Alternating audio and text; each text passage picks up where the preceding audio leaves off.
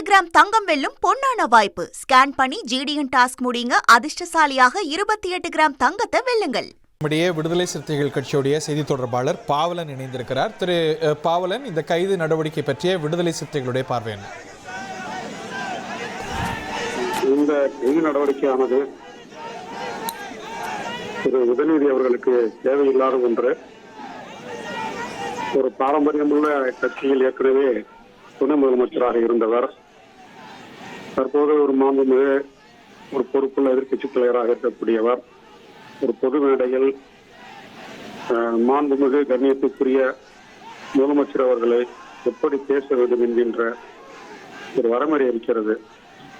அந்த வரைமுறையை தாண்டி ஒரு ஆபாசமாக பேசுகின்ற போது தமிழ்நாடு அரசு முதலமைச்சரின் தனிப்பட்ட புகழுக்கு அவர் இருக்கக்கூடிய பதவிக்கு களங்கத்தை ஏற்படுத்திய காரணத்தினால் இந்த கைது நடவடிக்கைகளை தமிழ்நாடு அரசு மேற்கொண்டிருக்கிறது என்றுதான் பார்க்க வேண்டும். இந்த கைதை நீங்க வரவேற்கிறீங்களா? வரவேற்பது இன்னொரு பக்கம் இருந்தாலும் சட்டம் தன் கடமை செய்திருக்கிறது.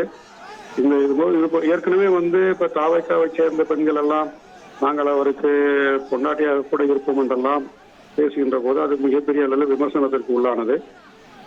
படிக்காத பாமர மக்கள் பேசுவது ஒரு விமர்சனத்திற்கு உள்ளான நிலையில் இவர் படித்தவர், ஏற்கனவே துணை முதலமைச்சராக இருந்தவர், தற்போது மாண்புமிகு எதிர்கட்சித் தலைவராக இருக்கக்கூடியவர். இவர் எப்படி அந்த கருத்தை பேசலாம் என்பதுதான் இங்கே கேள்விக்குறி. கைதுக்கு பலரும் கண்டனம் தெரிவிக்கிறாங்க.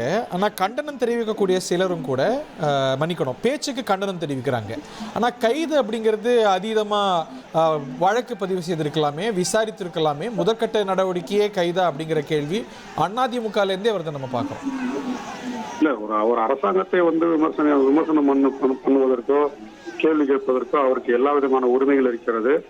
ஒரு பொறுப்புள்ள எதிர்கட்சி தலைவராக அவர் செயல்படலாம். ஆனால் தனிமனித தாக்குதல் என்பது அது வரவேற்க ஒரு அருவருக்கத்தக்க பேச்சுவார்த்தையின் மூலம் பேசுவது என்பது ஏற்புடையதல்ல. இது அவர் வகிக்கக்கூடிய பொறுப்புக்கு ஒரு பொருத்தமானதல்ல. இது போன்ற வார்த்தைகளை அவர் தவிர்த்திருக்கலாம். இல்ல, அவங்க சில சட்ட வழக்குகள் எல்லாம் சுட்டி காட்டுறாங்க. நீதிமன்றமே அரிதினும் அரிதான சூழல்களில் தான் கைதை சொல்லுது. இது கைதுக்கான கிரவுண்ட்ஸ் இல்லை அப்படின்னு அதிமுகலேருந்து திரு இன்பதுரை உள்ளிட்டோரே சொல்றாங்க.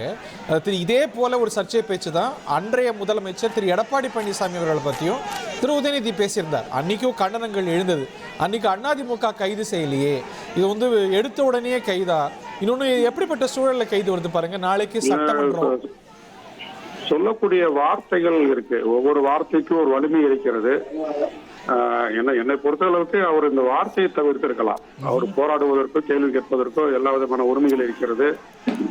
ஒரு பொறுப்புள்ள பதவியில் இருக்கக்கூடியவர் இவ்வாறு பேசுவது, ஒரு முதலமைச்சர் என்கின்ற அந்த கண்ணியத்தை களங்கப்படுத்துவது என்பது தவறுதானே.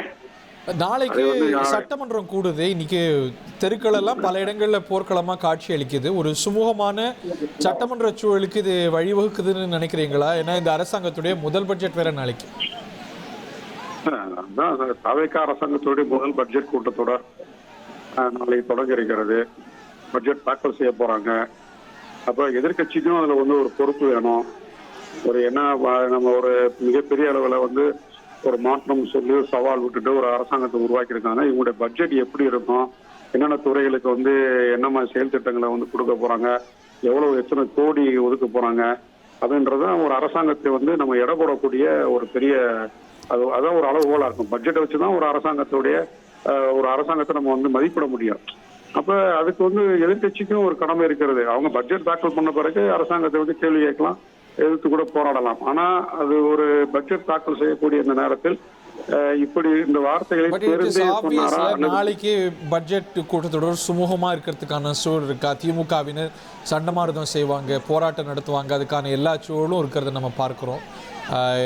கைது செய்யப்பட்டு தஞ்சாவூர் அழைத்து செல்லப்படுகிறார். ஒருவேளை அங்க அவர் நிபந்தனை அடிப்படையில் ஜாமீன் கொடுத்தால் நாளைக்கு அவர் சட்டமன்றத்துக்கு வருவதற்கு வாய்ப்பு இருக்கிறது. இல்லை என்றால் வழக்கு போடப்பட்டு கண்டிப்பாக சிறைப்படுத்தப்பட வேண்டும் என்றால் நாளை அவர் பட்ஜெட் கூட்டத்தொடர் கலந்து கொள்ள முடியாத ஒரு வாய்ப்பு இருக்கிறது. திமுகவில் அடுத்தடுத்த தலைவர்கள் இருக்கிறார்கள். அவர்கள் வந்து சட்டசபையில் இதை எப்படி எதிரொலிப்பார்கள் என்று நாளைக்கு தான் தெரிய வரும். 28 கிராம் தங்கம் வெல்லும் பொன்னான வாய்ப்பு. ஸ்கேன் பண்ணி ஜிடிஎன் டாஸ்க் முடியுங்க. அதிர்ஷ்டசாலியாக 28 கிராம் தங்கத்தை வெல்லுங்கள்.